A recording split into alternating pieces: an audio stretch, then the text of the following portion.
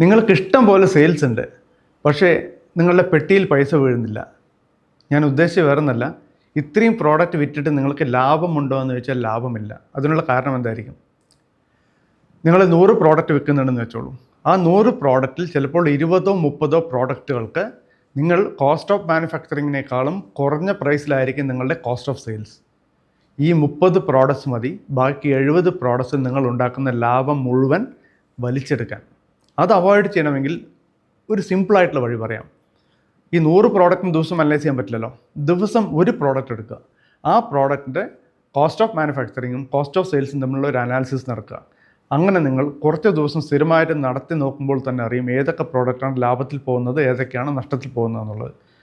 നഷ്ടത്തിൽ പോകുന്ന പ്രോഡക്റ്റ് ആരും ഒരു ബിസിനസ്സുകാരനും വിൽക്കാൻ താല്പര്യപ്പെട്ടില്ല അല്ലേ? അപ്പോൾ നിങ്ങൾ അങ്ങനെയുള്ള പ്രോഡക്റ്റുകളെ മെല്ലെ ഒഴിവാക്കുക.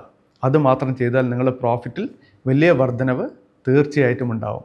നാട്ടുകാരെ ബോധിപ്പിക്കാൻ വേണ്ടി നിങ്ങൾ ഓരോ പ്രോഡക്റ്റ് ഇറക്കിയിട്ട് കാര്യമില്ല. പെട്ടിയിൽ പൈസ വേണം. അതിനുള്ള വഴി നോക്കും.